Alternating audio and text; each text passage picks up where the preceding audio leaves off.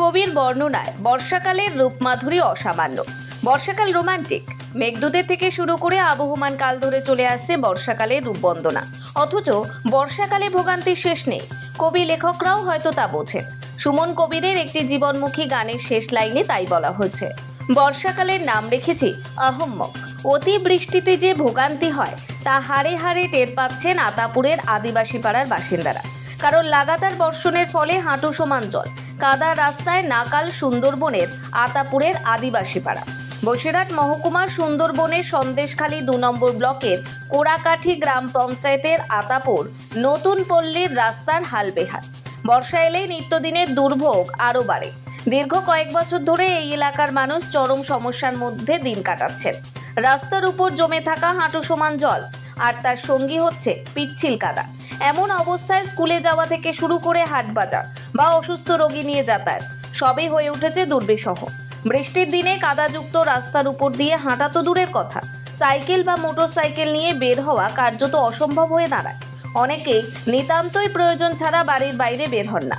স্থানীয়রা জানিয়েছেন, বহুবার পঞ্চায়েত ও ব্লক প্রশাসনের কাছে এই রাস্তা মেরামতের দাবি জানানো হলেও কাজের কাজ কিছুই হয়নি।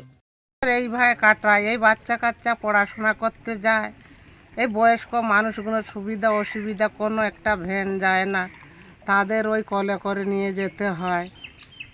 এই জল এইখানে খেতে আসতে হয়, কে কলসি নিয়ে আচার খাচ্ছে, পড়ে যাচ্ছে। এই 15 বছর তো আছে, এই কারণ এই যে রাস্তা দীর্ঘদিন ধরে পড়ে আছে। পঞ্চায়েতে মেম্বারকে প্রধানকে বলা হয়েছে যে এই রাস্তার জন্যে আমাদের স্কুলে বাচ্চা কাচ্চা যাবে, যেতে পারে না। আমরা নিজেরা মেয়েরা এখান থেকে যে কোনো দরকারি কাজে যাব, যেতে পারি না, নিজেরা এই কাদায়। কতটা অসুবিধার মধ্যে পড়েন?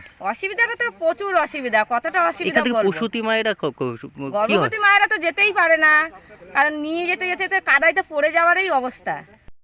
থেকে বিডিও থেকে এইডিও থেকে আমাদের ঘর দিয়েছে, সমস্ত ডিটেল জিনিসটা দিয়েছে। এটা ঠিক আছে, রাস্তাটা ইজি মতো করতে পারেন।